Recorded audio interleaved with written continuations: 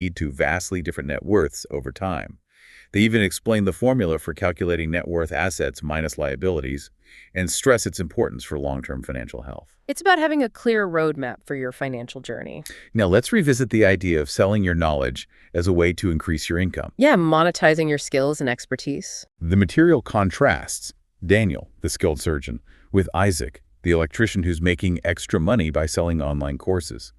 They show how different professions can create and sell knowledge-based products like ebooks, courses, webinars, and generate additional income streams. It's about leveraging what you know to create value for others and for yourself. And they highlight the scalability of this approach compared to trading your time for money. They emphasize the difference in potential financial outcomes between someone like Isaac, who's actively selling his knowledge, and Daniel, who might not be. Now let's talk about building a fortress of financial security through multiple income streams. It's about diversifying your income sources, not relying solely on one job.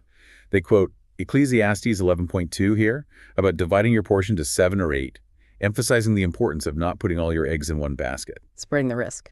And they detail Isaac's multiple income streams. His trade work, his online courses, his investments. They contrast this with Daniel's reliance on just his salary. So if something happens to his job, Daniel's in a much more vulnerable position. Exactly. And they provide examples of how someone with a traditional job can create additional income streams like blogging, creating courses, investing, rental income, YouTube.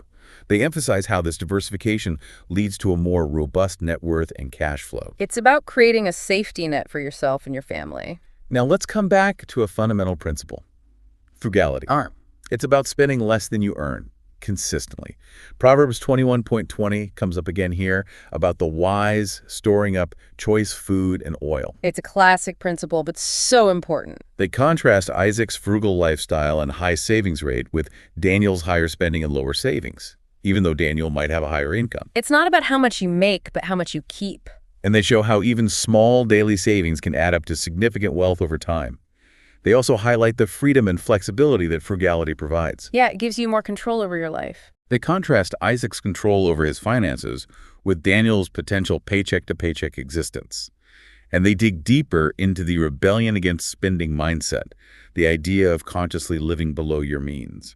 So it's not just about being thrifty, it's about making a deliberate choice to live simply. They detail Isaac's cost-saving habits, like mending clothes, cooking at home, bartering, and his low annual budget. They contrast this with Daniel's potentially unnecessary expenses, like expensive coffees, gadgets, subscriptions, a fancy car. It's about being mindful of your spending and choosing experiences over things. And they highlight